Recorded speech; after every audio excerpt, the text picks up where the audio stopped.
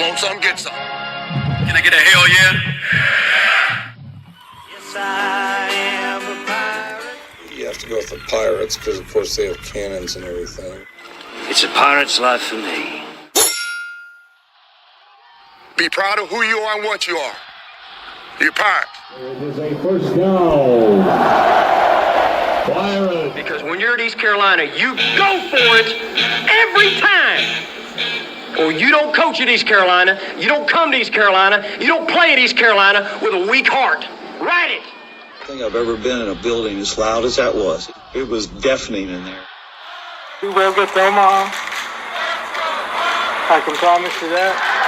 Painted purple all night long in Eastern North Carolina. You're watching The Sports Objective, the podcast for Pirates.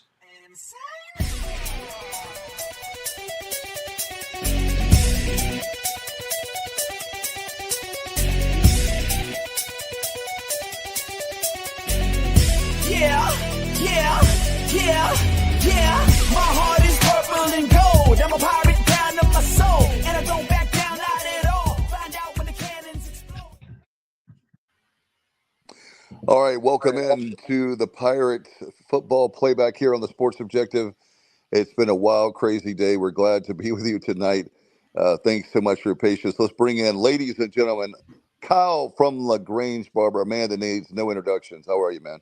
The old intro, the old layout. This is retro at its finest. What's going on, guys? We are less than 48 hours away from the kickoff between the Pirates and the Green Wave, and looking forward to the game. Tulane's really, really good. I think this is going to be a heck of a challenge. By far, I know NC State was playing good football at the time, and BYU is really good, but I think this being a road game, I think it's our toughest road game of the year, and that's with going to Raleigh. No doubt about it. And, hey, Johnny Robertson, Johnny Stats, ladies and gentlemen, the man, I tell you what, he can give you stats that'll blow your mind. What's up, JR? Oh, come on, Dave. Don't do that to me. Now it's going to be a letdown, whatever I throw out there. No, not at all. Hey, this is the game that I had circled at the beginning of the year is the one that I thought was the most important. And I'm sure it's going to be a close game either way. Hopefully the Pirates come out on top. And welcome in, Corey. It's a pleasure to speak with you tonight. Thank you, Johnny, and to the other two fellas who I have a lot of experience with. Good to be with you all again. Yes, it's if I'm hearing from Dave Richmond, there must be an ECU game on my schedule. And here we are, another Pirate Green Wave football game. This will be my fourth since I came down here to New Orleans. So yeah, and Thursday night, national TV. So this will be fun. No doubt, Corey. And when Kyle and I would take the road trip to New Orleans, we're going to call you and find out the best restaurants and other things. But yeah, it's a great matchup. Great to have you back on, especially Kyle and I were talking off the air and we talked on the air, but we want to thank you personally before we dive deep into this. How many times you've come on our show? You've been there for us for many years for baseball, for ECU. Oh, man, no. What I was saying, Dave, and I think it needs to be spoken on more than many times come on the show, but, we had Corey when he was the voice of the Pirates, Pirate Baseball. And Pirate Baseball, when Corey was here, was as red hot as anything, not that it's cooled off. And Corey was on with us for extra innings pretty much every Sunday night. We had the play-by-play voice of the Pirates, and he did it for absolutely nothing. And I don't think, we even realized at the time how fortunate we were to be able to have that, because we haven't had it since. And not even close. So, that, we were talking about that the other day, and it's just something that we took for granted at the time. So really do appreciate you doing that, Corey, all those episodes of extra innings. I remember doing one driving back from wherever Georgia Southern is, Statesboro, I guess. Statesboro, yeah, Statesboro, Georgia. And it was pitch black driving back. I was in the middle of nowhere, South Carolina, and somehow the reception held doing that. So no, I mean, it was truly nothing off my back to talk Pirate baseball with you boys at the time, and nothing even further to talk Tulane with you whenever Tulane and ECU hook up in whatever sport crosses our radar here. I mean, it's part of my job here, part of what I felt my role was when I was there, was spreading and promoting and talking about the programs that I was fortunate enough to represent. And that went with Pirate Baseball for 6 seasons. That goes for Tulane football, basketball, baseball, now in my 5th year. So I'm more than happy to do it. Corey, talk about that very fact about Tulane. You have had a great experience down there. In fact, we talked about, I think, one of the previous visits, that you're a single guy in one of the best cities in America. You've got a lot of sports down there in addition to Tulane, and you're doing a great job. When I can, I listen to your broadcasts, and it's phenomenal. And by the way, whoever's doing social media for you, I need to have them as my agent or whatever. They do a great job. And so life is good for you. We do miss you a lot in Greenville and with East Carolina, but we totally understand. And just talk about, before we break down the game, now in the 5th year, how is it in New Orleans? How are things going with Tulane and the university? We're glad they have obviously the stadium on campus and not the Superdome. Nothing wrong with the Superdome, but we're happy for you guys to have that too. I feel like, I've now been here. I moved here in the summer of 2021. This is almost, I lived in Greenville for only about a year and a half of my time doing Pirate Baseball. I would be commuting from Winston-Salem for a lot of my tenure doing that job. And so this is bordering on the longest I've ever stayed in one location since I graduated high school. And so now I do feel like I'm a native here. I certainly don't know all the intricacies of a city that has maybe more than any in this country. But it is, there's no place like it, and to feel ingrained in it has been a real joy for me. I went to my first New Orleans Saints game Sunday, like my first one since I moved here. It was 2 bad teams, but it was a fun game.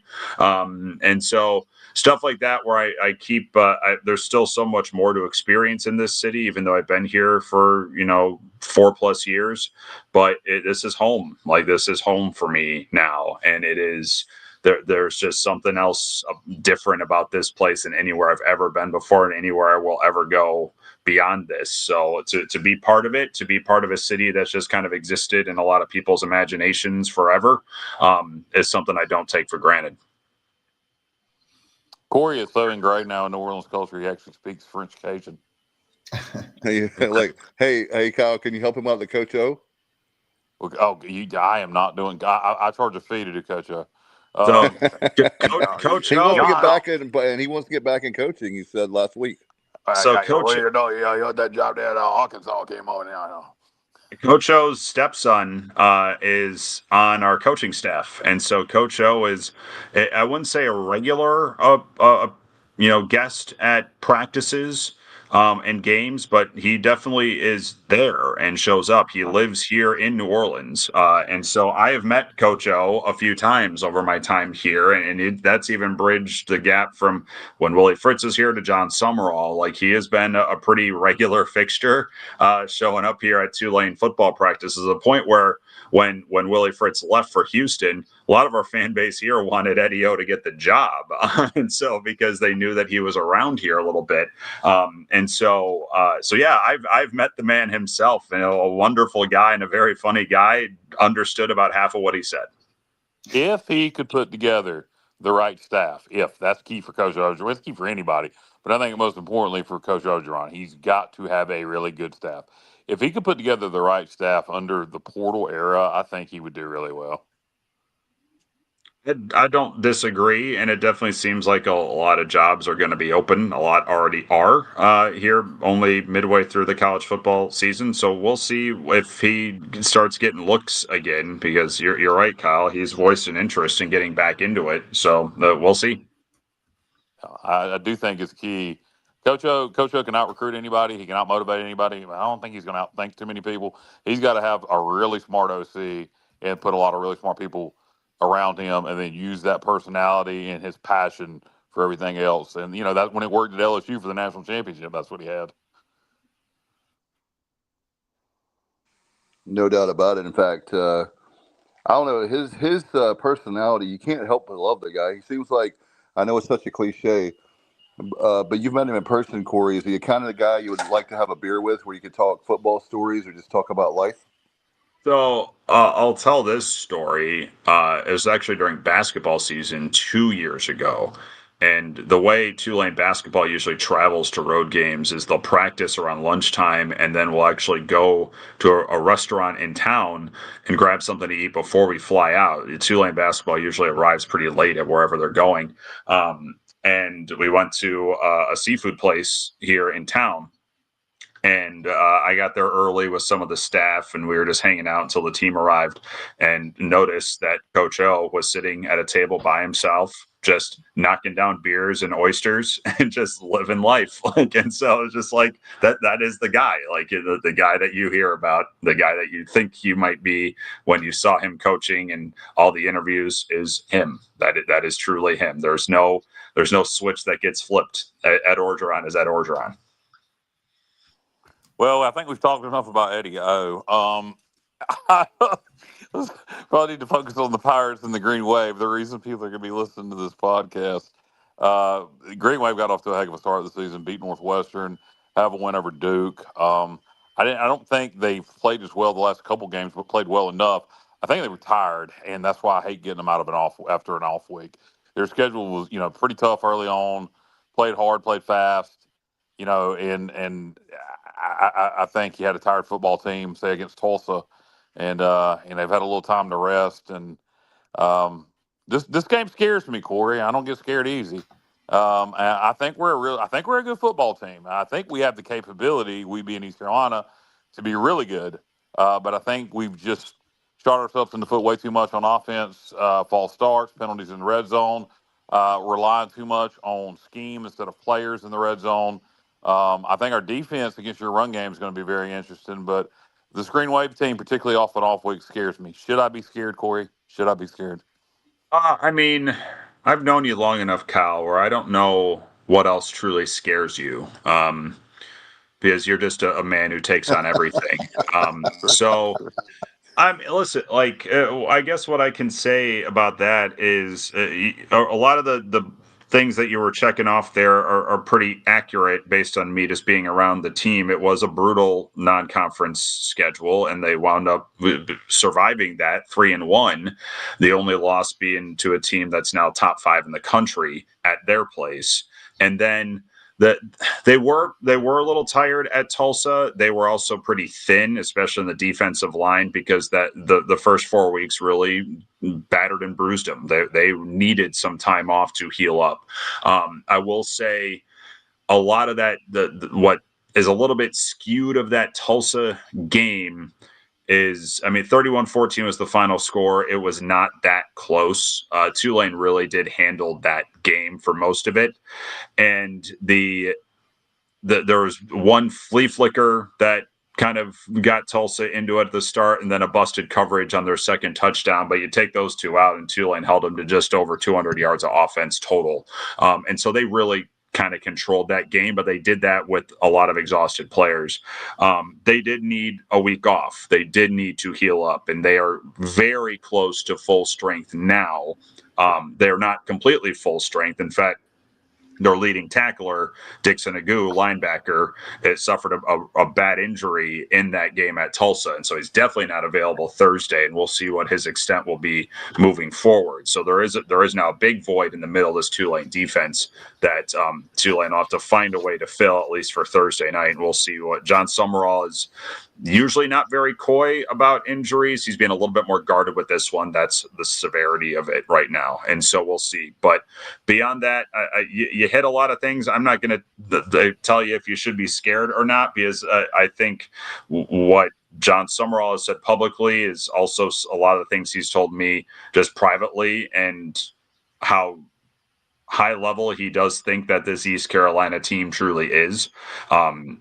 He's never seen this program before. It is a different looking program. He knows John David Baker a little bit from their Ole Miss ties, but he doesn't really know Blake Harrell that much. And when he sees them on film, he sees a team that not only plays fast, but is athletically fast, and one of the more athletically fast teams in this league. And so there's a huge step up from, I just think, the skill that East Carolina has brought to this roster this year, whereas previous years under Mike Houston, you felt it was more scheme based. This feels a little bit different, especially defensively. And so there's a real concern on this end with the type of things that East Carolina does well, also happens to be what Tulane is trying to exploit. And so I think there's a worry about getting the running game established. I think there's a worry about this secondary and what this shot play offense is going to try and do on them. So there's a lot of things here, Kyle, that will give Tulane a lot of problems. And East Carolina, I think they have shown in decent stretches this year, a team that legitimately should be in the conversation for this league come November. And now we'll see if they can continue playing up to what this program here in New Orleans thinks of what they can do. You know, Corey, I was going to say, for me, what I was thinking about getting ready for the interview tonight is it depends on what East Carolina offense shows up. If it's the one that they're capable of being, then it's going to be a really tight fourth quarter.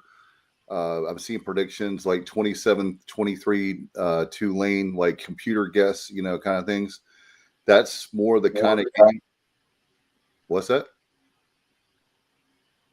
I heard something in the background. No, but anyway, just the fact that we have an opportunity for East Carolina if their offense under John David Baker is clicking on all cylinders, then it gives us a real shot. If Caden Hauser tries to make things happen that are not there, especially in the red zone, some turnovers, then it could be a long night for the Pirates. So that's where the other thing is, we're not one of the things that we're concerned about, honestly, Corey, is we have a great playmaker and Mike Wright, the backup quarterback. He needs to be on the field. We don't know why he hasn't been on the field.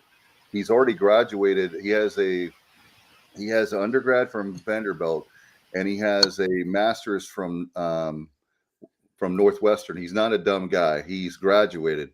So we're just concerned about why is he came to play for us because he was looking for a place that was a college town he could have fun and to get some playing time, right? Yeah, and that's something that John David Baker addressed on the Ron Bailey show. It's one of the things he said he needed to improve on, along with kind of what I just said, relying on more plays instead of scheme in the red zone. He said we gotta find a way to get Mike Wright more involved. But I don't think that's. I think Mike Wright is somebody we need to utilize because he's a weapon. But I don't think that's the answer to fixing the red zone problems. The answer to fixing the red zone problems is play calls. Simplify the play calls. We're relying too much on scheme. We need to rely more on players making plays. We got some talent at wide receiver, like Corey just mentions our skill positions on offense and defense. But on offense in this situation, just toss the ball up. Just throw some one-on-one jump balls, throw some fade routes, throw some slants down there. Sometimes relying on scheme is good. Against Army, there was a play down there where we ran a speed option with Caden Hauser where it was a good call, and that was a scheme call. That was out scheming them, and it would have been a touchdown, but Caden pitched it at the wrong time. So that's another thing. Caden's got to quit panicking when he gets in the red zone. And I think by simplifying things and letting him kind of just go make plays with his playmakers, I think that'll help him too. And it sounds like that, Alyssa's lip service, that's what we're kind of going to do going forward is simplify things in the red zone and let players make plays. No. I had a question. Good, Jay. Well, we had some, if we can, guys, can we get some questions in really quick? Sure. I'll go back to you, JR. This is for you, Corey. You're very popular tonight. Not surprising. Justin says hello. Justin Butts, of course, with the Queen Anne's Revenge. And then Kenny says, hey, Corey, do you have any concerns about the size difference with Tulane receivers versus the length of the Pirates DBs? Yeah, that's not a new concern for what I've seen from Tulane this year. The tallest receiver is 6'1", and that's a true freshman who's kind of been shuffled a little bit out of the rotation the last couple of weeks. And so there's no get up and go find the ball one-on-one receiver for Tulane right now. And what they need to have working is guys need to run their routes crisply right now in order to really spring free and make plays happen. When they have had good games, and they've had, the Duke game was probably the best game from the wide receiving core in week 3. It's crossing routes. It's finding the middle, the soft underbelly, because of how aggressive Duke is defensively. And they just found open space over the middle. Only one wide receiver has caught a touchdown this year for Tulane. That was at the end of the Ole Miss game in garbage time. There's only 3 passing touchdowns on Tulane's books this season, 5 weeks in. The other 2 have gone to tight ends, and those were in weeks 1 and 2. And so that's, I'm sure at some point you'll ask me about Jake Retzloff and what he has done so far here. That's the last hurdle for him to climb, as well as this receiving core, which that is deep in terms of the skill, deep in terms of the speed. They are very versatile, but there's no big play threat for this group. And so I do wonder how much Tulane is even going to try that, at least early on Thursday, because of the size in the East Carolina secondary. I mean, they eventually got to that point and taking shots downfield when they established the run game against Duke. And, Tulane, 3 opponents in a row have seen very fast-paced offenses that all are slightly different in how they run. Duke is top 20 in pace. That's a pocket passer with a big offensive line and terrific corners. Ole Miss, very similar, except their quarterback is much more mobile than any of the ones that Tulane has seen so far. And then Tulsa is a run-first offense, but they are setting everything up to try and take a shot play, and they're even faster than East Carolina in terms of pace. And so Tulane should not be caught off guard by how fast ECU wants to go offensively.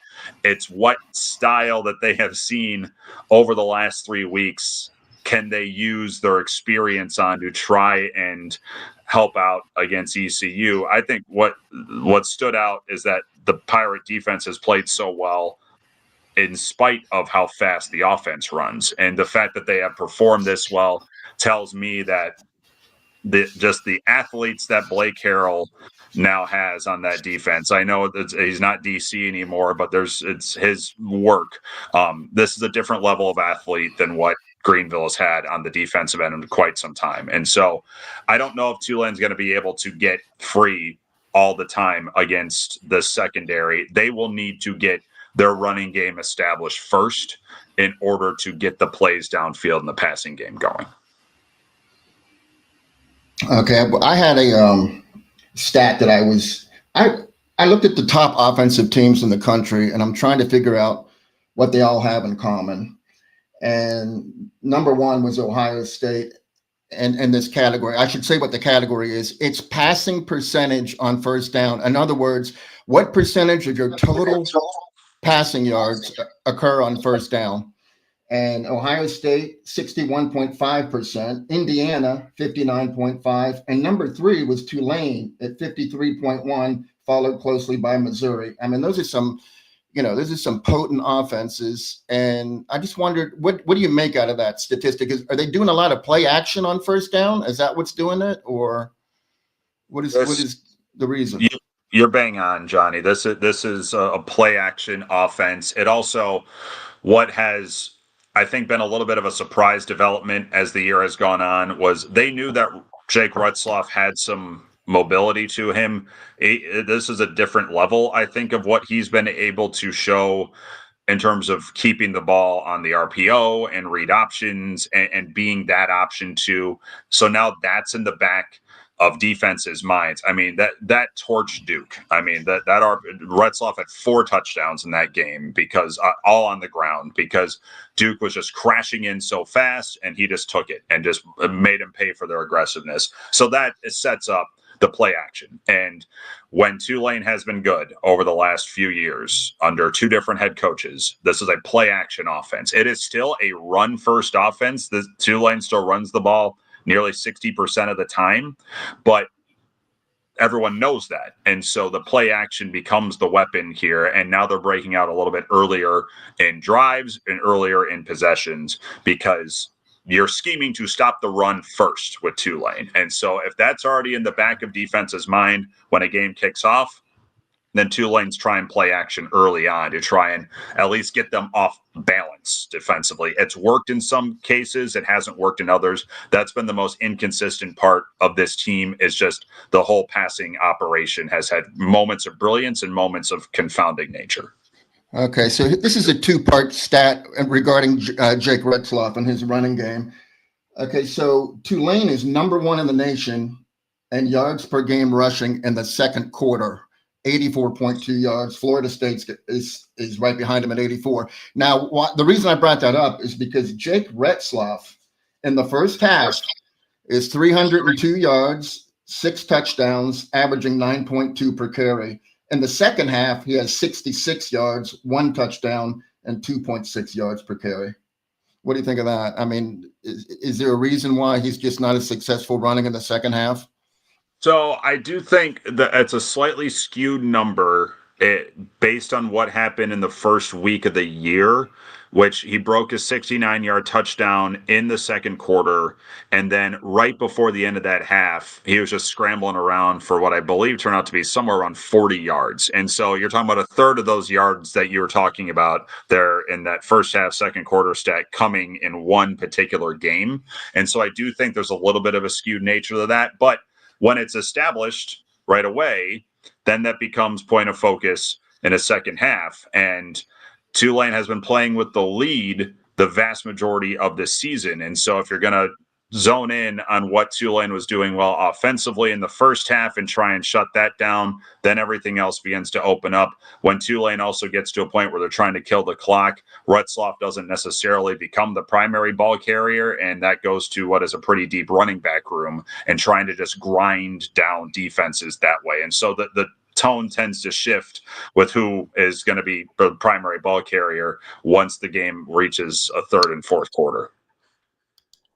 When you guys got Jake, when what went down at BYU, and then everything got kind of retracted.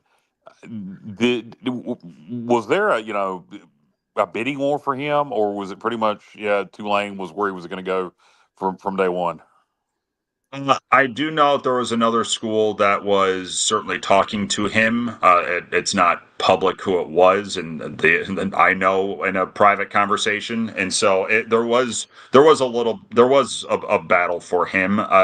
John Summerall had a previous relationship with Jake Retzloff, which I do think helped push this over the edge a little bit. Also, that the offense that Tulane runs a little bit more suited to his skill set than the other one, and so Summerall was trying to recruit him in his days at Troy when he was in community college, and then BYU became his only other offer, and he went to BYU. And so there was already a relationship established from a couple of years ago that helped push this across the line into Tulane's favor. And then he got here on July 22nd. And so absorbing an entire playbook in just over a month is pretty darn near impossible. He essentially absorbed enough to get through weeks 1, then a little bit more in week 2, and then week 3, and so on. And now there's been a little bit of time to breathe here. So now at this point, he's got the full scope of what this offense wants to do. But it was a fast onboarding process for him. But yes, Tulane was not the only school going after him. That was like a crash course, right? And he also had to knock out 3 classes in the summer to be a grad transfer. So he had to actually streamline classwork as well once he got here. We got some more questions for you. We'll get those, and I know Kyle has some more. Let's go ahead and get those. Hey, Corey, do you have any? We did that one. I'm sorry. I beg your pardon. From Robert Dedrick. Corey, did the Ole Miss offense scheme expose any weaknesses in the Tulane defense, or did they just simply have better athletes? They definitely have better athletes. And the biggest weakness that got exposed there is one that already showed up earlier in the year. It was actually South Alabama who did it pretty well on Tulane. And keeping tabs on a quarterback who can move is Tulane's struggle here. And so that was the second week of Trinidad Chambliss starting for Ole Miss, and what he is able to do outside the pocket is, I think, just leveled up that offense considerably. They're still throwing it downfield a ton, but what he does on the move is why they're a top 5 team in the nation. That was the biggest thing that got exposed there, in that they established Chambliss right away, running around.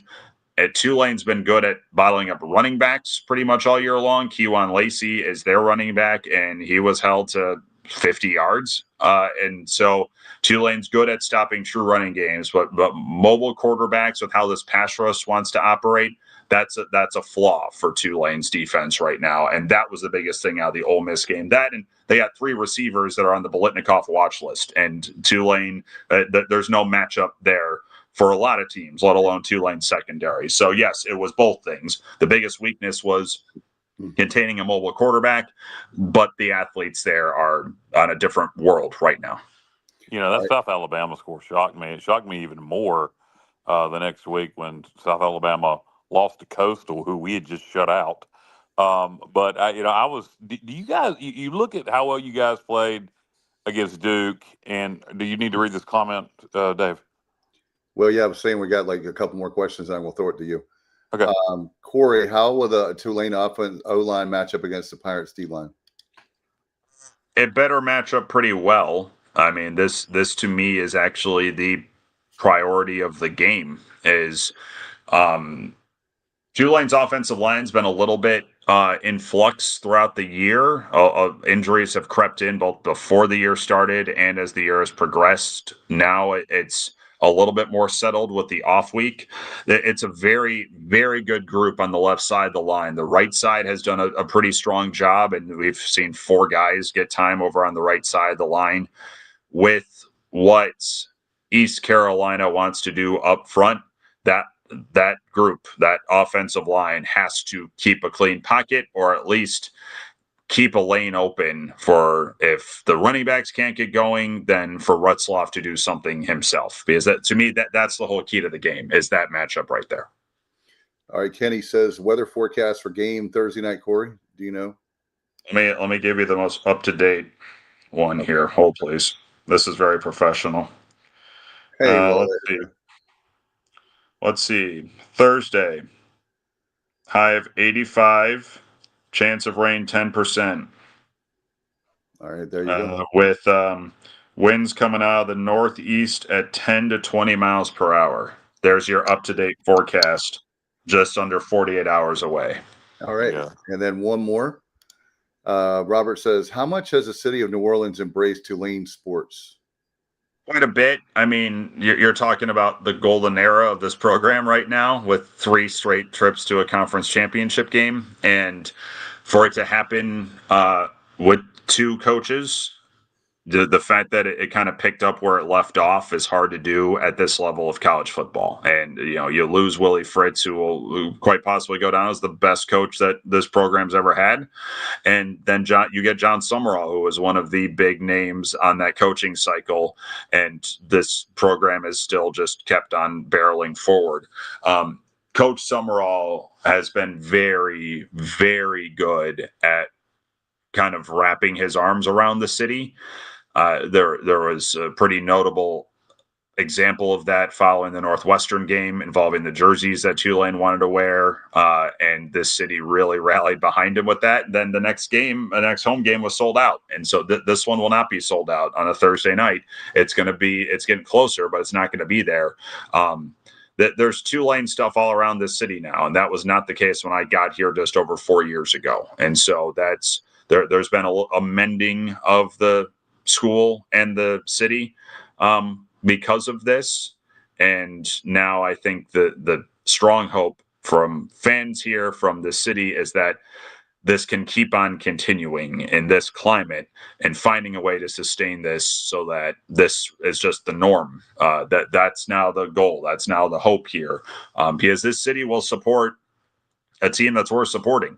And right now, this is I could make the pretty easy case. This is the show in town, this program right here. And so, yeah, the city has definitely warmed up to Tulane football over the last few years. Yeah, you mentioned kind of the renaissance of Tulane football and three conference championship appearances, and you guys certainly are within conference are used to being one of the hunted, so to speak. But do you think this Tulane team this year plays better as the hunters? You beat Northwestern, you go win in Durham against a really good Duke team. There was the Ole Miss game, but I think you underperformed against South Alabama. The Tulsa score, as you said, was a little misleading. Not that it was even close, but do you think this Tulane team, and maybe it's too early to tell, with really the only one sample size being South Alabama, but do you think this team plays better as the hunters versus the hunted?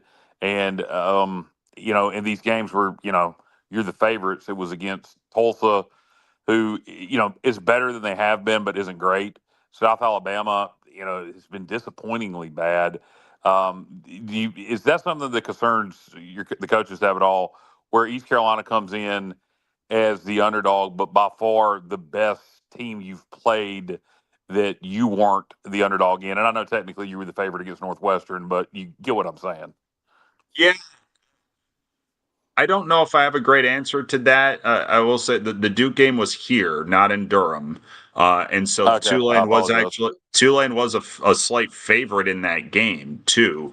There was also the Darian Mensah impact of that game, and that put a different level of excitement and, frankly, fury into that game for the fan base and even some of the folks still on that team. I don't know, to be honest. I mean, what happened with South Alabama was they started horribly. They were down 14-0 in a blink of an eye, and then they rattled off the went on a 33-3 run after that. They were in command of probably a good 40 minutes of that game, and then the last 10 minutes of that game, they got sloppy and loose and committed penalties, and that allowed South Alabama to charge back in, and Tulane needed to pick off a 2-point try to hold on for a victory there. So I don't know, to be honest. That I've definitely seen a stronger start from them in games at home in these two home games against Northwestern and Duke than I have in certainly the first two road games. They started pretty well at Tulsa, but so I honestly I think it's more, regardless of what the past has been here over the last few years, this is a team that 60 new players heading into this year.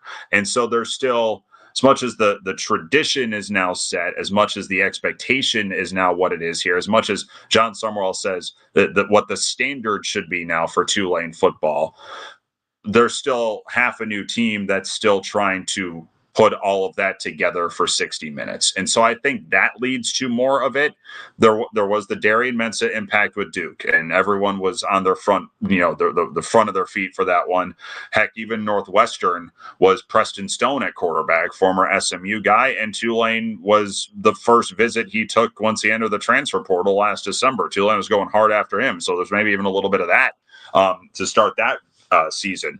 But I think it's honestly where the inconsistencies have come is it honestly feels like it's still a team that is trying to click everything firmly into place and not necessarily we're the team that everyone's trying to think of to catch.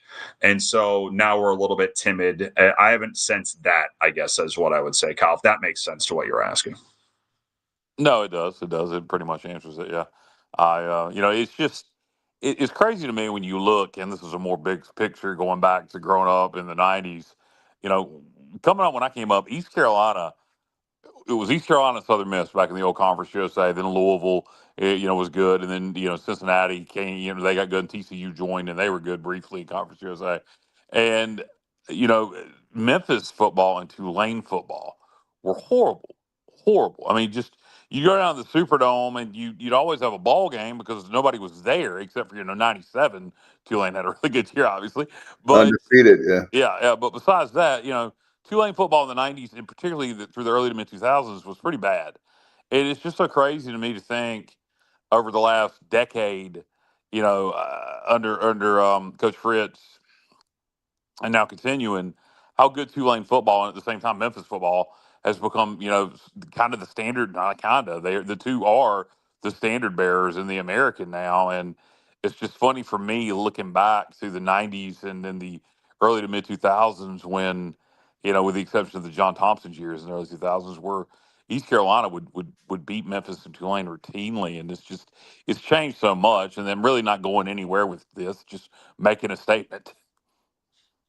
It's I think our fan base is still kind of wrapping their head around that a little bit here, because so much of the fan base, that when in that stretch of time from 98 in the undefeated year to honestly 2022 when Tulane went to the Cotton Bowl, there's some okay years in there. There's a lot of 6-win and 7-win years in there. A lot of Willie Fritz's early career was winning in the last week or two of the season to become bowl eligible. And that was kind of now looking back on it, that was the early work of putting the foundation in place for what we're seeing now. But I think because this has been such a rapid turn here, where at my first year here was they finished 2-10. And it was what in the world was this? Like, could it really be this bad? And then the next year was 12-2 and a Cotton Bowl championship and a conference championship. So the fact that it boomeranged so fast, and it is aligned with ever-changing tides of this sport. And today was another shift about the transfer portal now moving to January. That is locked in stone now. A one-time portal window in January that's been approved. So much it keeps moving and changing and evolving about what college football is now. And here Tulane is, with unprecedented success for its program's history, aligning with it. And so it's been a lot for this fan base to absorb, because they want to see this keep going, and now everything keeps changing and making it more difficult for it to keep going here, but yet it keeps going. And so it's been a whirlwind. There's no other way around it here. Memphis had some glimmers of it, the last decade or so, where they won a conference championship under Mike Norvell. And so like they've had more bits of it than Tulane has had in that stretch of 20 years or so, but there was a lost generation of fans here.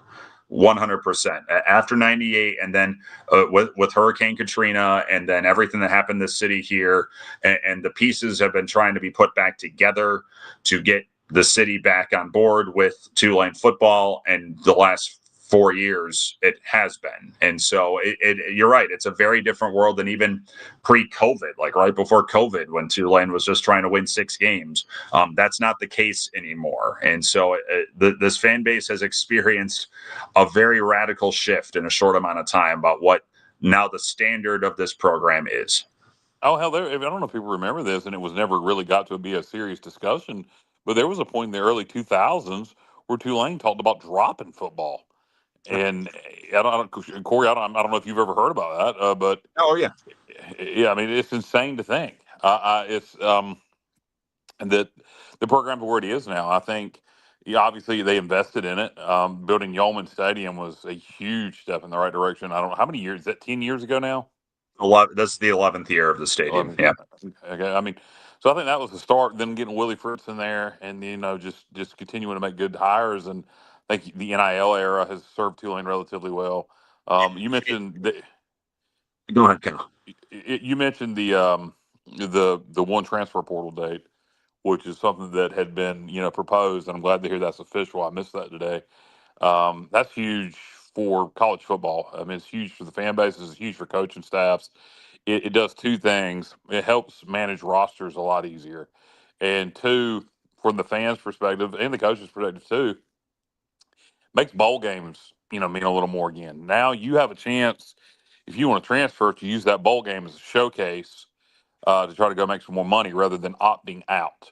So I think it does two things there. I think it helps bowl games. Now some kids are still going to opt out, but I think it helps bowl games, and I think it helps coaching staff manage rosters tremendously. Yeah.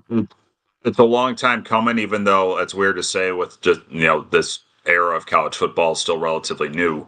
But I mean, I know John Summerall has been preaching for this change for a year now because of what happened last year, and that they lose the conference title at Army, and then 2 days later, Darian Mintz is in Durham at a Duke basketball game, and then he was gone. But Tulane still had a bowl game to play, and that bowl game, I'm surprised I didn't have to suit up. There was nobody playing in that game, and so yeah, maybe you're right. Opt-outs are still going to happen in bowl games here, even though the portal window is now January 2nd to the 16th.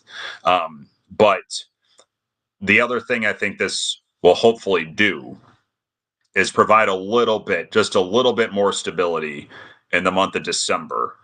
And, 2 years back, Tulane entered the conference championship game, but the only story that people were talking about here was Willie Fritz is probably going to Houston. And so does this delay departures of coaches? And there's no secret here. Like if Tulane has the year that they might be able to have here, we know John Summerall's in the top of everybody's list elsewhere. And so will this shift of the portal being in January help limit coaches fleeing before their seasons technically are over, because now they don't have to get in place for a portal that opens the first Monday of December anymore?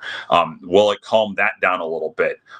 Kids will still opt out of bowl games, but you're right. They might play in those bowl games a little bit more and then decide they want to transfer. The other part of this that's fascinating to me is that you still have a free reign transfer with a coaching change, but starting now, your portal window opens 5 days after a new coach is hired. And so say Ryan Silverfield gets hired away from Memphis this year, if they have the year that the first half of the year has been great. Whoever they hire in his spot, he gets 5 days to actually speak with that current roster and try and pitch them or decide what the future will be before they think about transferring. And so that's another a unique thing that I didn't expect to happen with this change today. And I think this it will allow things to settle a little bit more than what we've seen the last few years, because it's been chaos once seasons have ended, but seasons haven't fully ended because you still have bowl games coming. And so a long needed change, even though we're talking about 4 years of this era. Yeah, we got lucky. We had a couple opt-outs before our bowl game, but most of our transfers happened after the bowl. A lot of guys were excited to play NC State and close things out the right way, but that's not always going to be the case. Our bowl game against Florida, Mensa was gone, our tight end Alex Bauman, who's now starting at Miami. He was gone. Almost the entire defensive line was different. It was, and Mekhi Hughes, running back, played in that game, then transferred right after that to Oregon, but he doesn't play there anymore. Now he's redshirting. And so it's stuff like that where hopefully it just calms that down a little bit and stops making a bowl game feel like an early spring practice. Right? That's kind of what it's felt like here at Tulane the last 2 years. It doesn't necessarily mean that January won't be chaotic, especially you're going to have to get kids in before the start of a spring semester. That's now priority here with this one-time window. And certainly new things and problems will open up with this, but everyone wanted this. Everyone realized that having this start in December right after conference championship weekend was just madness. And now, in a sport that has had a lot of people making decisions that has not really been for the benefit of the sport, finally it seems like we have one here. Yeah, these universities have got to. I don't know what they can do about because you're if you're trying to get in for January enrollment and you're transferring at the beginning of January, you need to be there say January 10th, 20th, whatever. I don't know how long the window you have. There's got to be an extension. These schools have got to give for that. I don't know how much wiggle room, and it'll probably be different for each school. I don't know if conferences will have rules on that, but that is going to be a tight window. That is the only negative to it. But the only really other option would have changed it to just a post-spring window, which probably would have been an even bigger nightmare for coaches. That's middle of semester though too, and so then you're dealing with that chaos. And so I think this is the only time where you could do this. Academic departments at campuses all around the country have had to kind of weather this storm and the madness of this the last few years. This is going to condense it, even though it's going to be a little bit more rushed to get kids in for spring semester. Yeah, we got some more questions for you, Corey. From Kenny. Says, from what I've been hearing is that the Pirate defense needs to stop or limit the big runs from the quarterback plus running backs and make this a who can spin the ball better. John Summerall's 29-0 when he wins the ground game in his head coaching career. There you are. That's interesting. Drop the mic. Yeah, but that's interesting because here's the thing. I think you guys could still win the running game because our running game is not that great. And I would be interested to see. I first of all, I'm picking Tulane in this one not upset the Pirates. That's not right. I'm picking Tulane to beat the Pirates, which is by my standards, for me to pick against the Pirates is rare. Is what I was trying to say. But I wouldn't be surprised if the Pirates do pull the upset if this is when that tendency is broken. And I'll tell you why. I think we'll do a good job keeping your running game in check, but I still bet you outrush us because we just ain't that good at running the ball. And I think we're going to have to get most of our yards against Tulane and through the air. So, you may outrush us, 200 to 110. And I don't think that's how we're going to be. If we establish the run against you guys, I really like our chances. I just don't see it. I think if we win this game, it's going to be because we keep your running game in check. You ain't going to stop your running game. We can keep it in check, and then we do our damage through the air. If we outrush Tulane, I would be shocked. I do think, I've been asked even on this chat here, if Tulane seeing Ole Miss a couple weeks ago is an advantage for this, and there's a lot of similarities, obviously, with how ECU is running offense than what Ole Miss is doing, but how Tulane beat Duke the week before, I think, might be the recipe for how Tulane will try to win Thursday night, because Hauser's not as agile and mobile as Trinidad Chambliss was. Hauser's better on the move than he gets credit for, but this is not a guy who wants to make plays on the move. Like Darian Mensah wants to stay in the pocket, and when Tulane had success on him, they pushed him out. And so what I see here is East Carolina's allowed 4 sacks this year. Now, part of that is just how fast Hauser's just getting rid of it and just trying to get downfield, but a lot of it is just holding a pocket for him. Tulane is going to have to make Hauser very uncomfortable, in my mind, to win this game, because I think they just said, like, they're very good at stopping running backs. Like the second best rusher in the conference, Dominic Richardson for Tulsa, 48 yards 2 weeks ago. And so, that Ole Miss's running back didn't do much on him. Duke, South Alabama, Northwestern running backs did not do much on them. So like that's the key for this Tulane defense. They want to make teams one-dimensional. This week, they're going to be trying to make ECU play in the dimension that they're the strongest at. And so that's going to test certainly the secondary, but this defensive line, which will roll 13 regularly, they will need to actually change that sack number pretty considerably. Like they had 5 total sacks in the first 4 weeks of the year. They had 6 against Tulsa. That's going to have to be a similar type ratio for, ECU is allowed 4. That's going to need to get up to 7 or 8. In my mind, for Tulane to feel good about this one. Kenny says, Corey, thank you for all you did for East Carolina when you were here, but go Pirates beat Tulane. Here's one for you. Johnny says, Johnny Gardner, that is. We have Johnny Gardner and we have Johnny Stats. Before you sign up, Corey, have you had a chance to get out to fall ball for baseball? Not since they officially started, which technically was, I think today was their first official fall ball practice day. They did live BP today. So I did go out a couple weeks ago when guys were just doing like their own workouts and just checked in. That's another year where that's a half new roster for Jay Ullman. It's every year it's a half a new roster. And so I haven't been able to get out there a ton. I know their fall games are on the road this year. Like they go to Ole Miss next Saturday for their first fall game. So I actually won't be able to see any of the fall games either, but I'm going to get out there right now. See, like, as you guys probably know, like we're less than a month from basketball. And so I've been bouncing between football and basketball here during my week since they started practice last week. You wouldn't have that problem in Greenville. Well, I think that's a good outfit that Mike Schwartz, I think, has this year. And so if there is I know there's been a long program history of that not doing much. that I feel could change this year in Greenville. Tulane's got a huge question basketball wise because they lost a player. The player passed away back in the summer, and so they're trying to put all of that together on top of figuring out what they are as a team. But yeah, so baseball, I will be getting over there as the weeks go. But right now, it is football, basketball in my mind.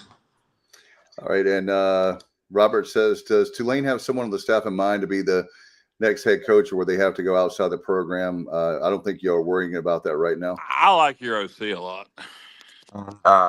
Joe Craddock is the OC. I am so out of the loop when it comes to any of that. I will not be informed of any of that. So I got nothing for you there. The hope is that John Summerall is here in 2026. That's first Right. hope. So we'll see what happens if Tulane has the year that we think they can have. Then there will be people going for them, and we'll see. I mean, Tulane has now shown over the last few years, institutionally, they are now behind Tulane football and Tulane athletics. That was not always the case here, as Kyle alluded to back in the early 2000s. So like that they're on the same page now. Now are they going to be able to come together and really accelerate this even faster to get Tulane football, but also Tulane athletics to higher places, and that will be trying to keep John Summerall around.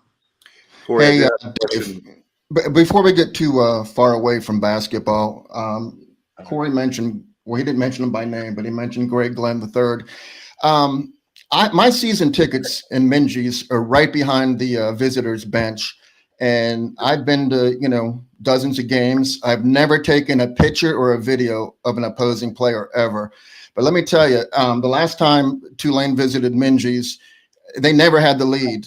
It wasn't a beatdown because I think the final score was like 9 points. But Tulane just in the huddle, I was filming it because Greg Glenn, everybody had their head hanging, like everybody. And Greg was like shaking his head yes to everything that was said in the huddle. And he was raising his fist and pumping it in the air. And the rest of his team was just sitting there dejected. And he's like, come on, guys. And then they had another huddle where everybody was standing. And he was just like shifting his weight from his left foot to his right foot because he couldn't wait to get back out there.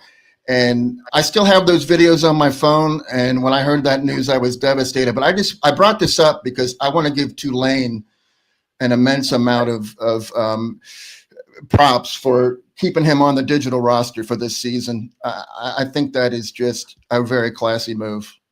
Yeah. And thank you, Johnny. Like I love that kid. And it still is crushing to me, like when I go to practice and he's just not there. What he meant to that team, forget about what he did on the floor for that team. And he was kind of the centerpiece of how that team played. What he was in those huddles, Johnny, is who he was. Like he always carried himself with such positivity and happiness and joy. He's always dancing. His hair was insane, and that was just part of him. It's been hard. And now that we're getting closer to the start of this season, that this team, Ron Hunter did media when they started practice last week. And it's the first time he's really talked publicly about this since it happened at the end of July. We've talked privately about this. The people who are with the program talk all the time. But he, like that morning, even though it's been end of July to, it's been 2.5 months since it happened, he woke up and almost said, I'm not going to do it because he didn't feel ready for it still. This program's is checking now off this is the grieving process. And now these are first practice without him, first press conference without him. Conference media day is coming up next week, and they're going to get asked about him. And then November 3rd is going to come, and that's the season tipping off, and they're going to be doing stuff for Greg. And you're right, he's going to stay on the website on the roster for the entire year, and they're going to honor him at senior day at the end of the year. It's all these things that are now just going to keep coming, and it's less about how this team performs for 40 minutes and more how they are able to deal with this, because that kid was larger than life. And there's no replacing him just as a human being. It's something that will not be filled here ever. Corey, before we let you go, I know you've been generous as always with an hour. I do have a positive thing to talk about is Major League Baseball. And I know the team, we know the team you pull for. The Brewers are up 2-0 on the Cubbies. And that's Kyle. I'm sorry. That's your team. Kyle is a Cubs fan. So just wanted to get your thoughts on Major League Baseball. And what about Trey Savage for the Blue Jays? What an incredible performance. I would love to see your Brewers win it, but maybe we can have a Blue Jays Brewers World Series. I don't know. But just want to get your thoughts on Major League Baseball. Anyway, what are your thoughts? I still think the Brewers will lose this series because I've been a Brewers fan my whole life, and I know how this goes. The fact that they've started those two games about as bad as you could start. I mean, that it trailed 1-0, 4 pitches into game one, trailed 3-0, 4 batters into game two, and they still won pretty comfortably is odd to me. I dreaded this series because I know so many Cubs fans. I lived with them. Like, my mom's a Cubs fan. Like, I did not want this at all. And then add on the Craig Counsell element to this. So, like, listen, like there's it's not done. Like, and it's as good as 2-0 feels. I've seen the Brewers my whole life, and so I'm not on board with this just yet. They will need to be standing on a field holding that commissioner's trophy for me to say, all right, I think they can do it now. So yeah, and then what Trey Savage did, I caught a chunk of his start. I wasn't able to see the start of it, the beginning of it on Sunday. But that splitter is ungodly. And what I was watching him just make fools out of the Yankees. And then what I kept going back to, and you're not going to like this, is when Tulane bludgeoned him a couple of years ago here in New Orleans. I'm like, Tulane should have called the Yankees should have called Jay Ullman. Just sort of told him what to do, and this would have gone a little bit differently. But that was awesome. I didn't cross paths with Trey. He started at ECU after I left, but I certainly know people who knew him and saw him pitch a number of times, and so I'm not shocked that the stuff did what it did for it to be his 4th ever start and it to be in the postseason. That's something special. Are you surprised? And I think I know your answer, but are you surprised how many players Cliff Godwin has in the major leagues right now? You work with a guy, 6 years? I mean, and you were close to him. Are you surprised at how many are in the major leagues right now? Not in the least. I mean, you kind of started the chat here, Dave, about like my time being in that booth in Greenville was aligning with high level play of that program, extremely high level play of that program. The fact that now members of these programs are now succeeding at the major league level should not be a surprise to anybody. Like, it's, Cliff Godwin has one of the most consistent programs going in the country, not just for winning games, but developing professional talent. And now that should be very clear to everybody, where you not just have Trey Savage, but you have a Connor Norby, you have an Alec Burleson, Gavin Williams started game 1 of the wild card for Cleveland. And you have, you have Carson Wisenhunt, who made his debut late in the year of San Francisco, and I'm forgetting others most likely here.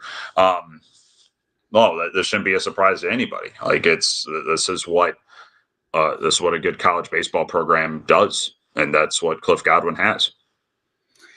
No doubt. And by the way, for the people like Justin who are fortunate enough, we've asked you this before, but for Pirate fans that are going down to New Orleans, I'm going to ask one more question, I promise. Hopefully we don't. Hopefully don't start just by. Hopefully you don't start charging us by the question. But anyway, what there's some good restaurants, things to do. I will say, do not do the zombie tour, especially if you have young kids. It was ridiculous, way over the top. So. Zombie. Well, yeah. Why would you do that? The most of those tours involve like you get a free drink to walk with. Like, why would you bring kids on that anyway, Dave? No, it's not that we didn't get any alcohol, but it was a matter of that's on you.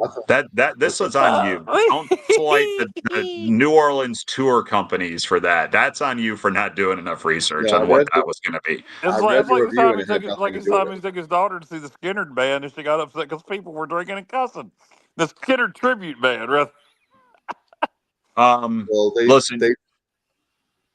In my defense, they said it was a school benefit. They told me nothing about. That's what I was. Oh man, you should have been at the real Skinner concert there this past Friday night. That was. I've been there 4 times. I've seen them 4 times. I won't let you besmirch the New Orleans tour groups here because you didn't do your research on that one. That's on you, Richmond. I did, but apparently I did. I read the reviews and it was nothing about. The reviews had nothing to do with what it was. So anyway, did somebody try to bite you, Dave? Is that what? Somebody, it was zombies. Did somebody try to bite you? I don't. No. It was not what I expected. So was there boobs? Was there beads and boobs? I mean, what happened? No, there's some dude and he like was dressed provocatively. I'm like, what the hell is this? Oh boy. And then he's like talking things that are not family stuff, and we just had to like. We just got lost. Who would expect that on a zombie tour in New Orleans? What time of day did you go? Was this an evening? Yeah, 4 o'clock. Okay. Yeah, no, this is evening time, and that's when I'm assuming it was in the French Quarter. It was close to the French Quarter. Ghost tours and vampire tours and all that tend to be in the Quarter. Yeah, that's when the Quarter turns. That's when it goes from let's walk around and see this beautiful architecture and let's listen to some music and let's go have a huge lunch with the best food you'll ever have in the world to why is there a 6-foot-long snake on the street? Like that's when it begins to shift at that time of day. So know that if you're going to come here and do a tour in the evening time, it is not family friendly. Yeah. My favorite restaurant in this city is out of downtown. I will always try and pull people out of downtown, not because bad things are in downtown, because downtown is pretty remarkable, and that's where live music is just falling out of windows. But a restaurant called Katie's, it's in a house in the middle of a neighborhood, about 10-ish minutes outside of downtown, about 15 minutes away from Tulane. Would require an Uber because most of the hotels are downtown if you're coming in for the game. Best charger oysters in the city, best muffaladas in the city. Just everything you could want is at Katie's. I got friends from Greenville coming into town for this and staying through the weekend, and they've been here before, and they've already requested that we go back. And so we will be going to Katie's. So do that. Check out City Park. Very underrated. A lot of stuff to do. Very lovely, very peaceful, very tranquil. These huge live oak trees that have been around for 800 years. And then ride a streetcar and down St. Charles Avenue. If you're staying in downtown, you can take a streetcar to Tulane's campus and come that way for the game. And you'll see the lower garden district with all those monster houses. You'll see the skeleton house, which is a big house that has all these skeletons out in front with puns on them for Halloween. Do that. All right. Our good friend Alan Vick, it says, Corey, how often are you able to enjoy the fabulous New Orleans music scene? 2 things. Dave, no one ever calls it Nolans.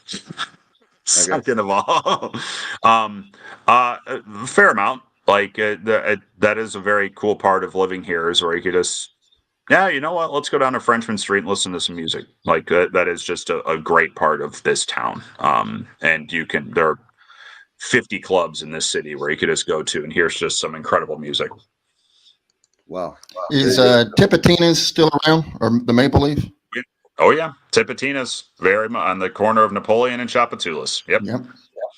I've been there. Hey, Corey, have you developed a flavor for chicory coffee yet? Yeah. I love it. Very much so. Very much so. In fact, friends who are coming in, they requested our first stop when they land tomorrow is to go to Cafe du Monde. Yeah. All right. Well, Corey, how can people listen to your broadcast? As always, thank you for the time. And look, we're over about an hour and 10 minutes, so we know you got prep to do, and we appreciate your time as always, my friend. Eventually, this chart here is going to have like so much pink on it, it's going to look like I'm solving a murder. So that's going to be my night tonight. Let's see. If you're not in the New Orleans area, best way to tune in the broadcast on Thursday night, it would be the Varsity Network app. That is Learfield's app, and you can find Tulane there. We'll also be on Sirius XM. It's Tuesday or Thursday night. I believe it's channel 380. If you're a subscriber to Sirius XM, our broadcast will be there starting at 7:30 Eastern, 6:30 Central. We have an hour pregame show if you want to dive into that. And then, I'm on the usual spots and social media. Corey Gloor, Twitter, X, whatever the hell it's called now, and Instagram. Listen, I hear from plenty of people from Greenville when these matchups tend to get on the schedule here, and I will always appreciate what Pirate Nation did for me. You did far more for me than I ever did for you. I just sat in front of a microphone and called some good baseball. And so the fact that you all still think of me all right, even though I'm now here for a rival in the conference. I appreciate that immensely, and I appreciate you guys for keep asking me back. You'll be asked back many times, my friend. I appreciate it, and we'll see how things turn out, and we'll see you again in basketball season for sure. New Year's Eve in Minges. Get ready, boys. There you go. All right. So, thank you, guys. Thanks, Corey. Good night. All right, there we go. Let me see if I can switch. Hang on, guys. It's all right. We ain't gonna be on much longer. That's fine. You can see my face. Okay. There we go. Well, that's fine. I don't care. No. Don't worry about it, Dave. I'm trying. Honestly. There we go. Hollywood Squares. All right. So anything else we need to talk about besides giving our scores and getting out of here? Okay. Predictions. And, I got Tulane. I'm going to go Tulane. I think they're going to hit us. I think they're probably going to catch us on play action. I think we'll do a good job with their run. I'm going to say Tulane. Say Tulane 24, East Carolina 21. All right, I have 9. I'm going to go Pirates 27, Tulane 23. Is my prediction. Okay. Well, I was going to go 27-24 Pirates, but I'll say that their passing game is even more effective than I think it'll be, and I'll go 28-24, I guess. Pirates? Yeah, Pirates for sure. Okay. All right, and Pirates 31 to Green Wave 27. Kenny says so. Thank you, Kenny. Thank you to everybody. I just don't think we're going to be able to run it on them at all.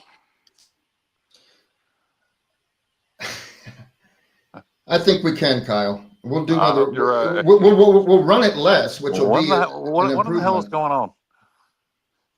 Somebody's on the field running crazy on the field. We got McKenzie on the field. Yeah, Mackenzie's on the field. Alex has a tutoring session, so I'm trying to. All right. Well, let's get out of here, guys. We got our scores. All right. You guys enjoyed. I'm going to go to the. By the way, Johnny, are you going to be in town on Thursday? This Thursday? Yeah. No, I'll be there for Tulsa. Okay. Just wondering. I want to invite everybody out. The Alumni Association, regardless if you graduated there or not, we're having a big event on Thursday night downtown at Nash Chicken, right where the old BW3s used to be. Yeah, right by Insomnia Cookies. Have you eaten there, Dave? Not yet. It'll be my first time. It's pretty good. So that we're having a big, they have 75-cent wings on Thursday night, and we're going to have a watch party there. Cool vibe, 90s country vibe with Nashville hot chicken and chicken wings and things like that. I liked it. All right. We'll get out of here. Good luck to you guys. Good luck to the Pirates. We'll thank you to Corey Gloor, and we'll see you guys next time. And as always, we appreciate you, and go Pirates.